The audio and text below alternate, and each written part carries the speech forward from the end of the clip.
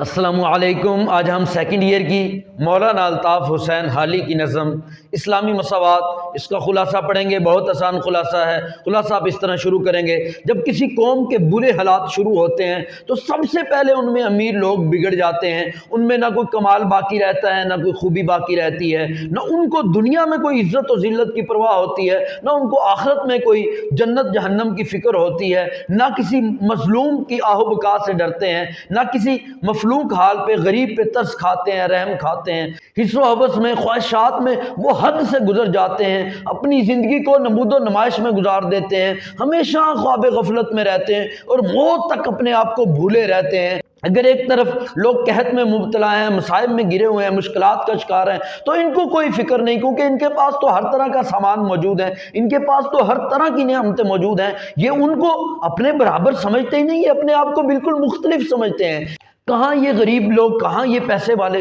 جن کو نہ کھانے پینے کی کمی ہے، عمدہ لباس پہنتے ہیں، بڑے بڑے محلات میں رہتے ہیں، ایک قدم بھی سواری کے بغیر نہیں چلتے، اور بغیر نغمہ اور ساز کے ان کا ایک لمحہ نہیں گزرتا۔ خوبصورت لوگ ہمیشہ ان کی خدمت میں رہتے ہیں، اور ان کی طبیعت میں بھی بڑی نزاکت اور نفاست اور صفائی شامل ہے، اور یہ لوگ ان کی جو دعائیں ہیں، میڈیسن ہیں، ان میں سے بھی خوشبوئیں آتی ہیں، اور کپڑوں پر بھی بڑی عطر ملتے ہیں، بڑی خوشبو لگاتے ہیں۔ یہ لوگ ان لوگوں کے کیسے برابر ہو سکتے ہیں جن کو لمحے بھر کے لیے چین نہیں، سکون نہیں، جن کے پاس سواری کے لیے گھوڑا نہیں، خدمت کے لیے نوکر نہیں، رہنے کے لیے گھر نہیں ہے، سونے کے لیے بستر نہیں ہے، کھانے کے لیے روٹی نہیں ہے، پہننے کے لیے نہیں ہے۔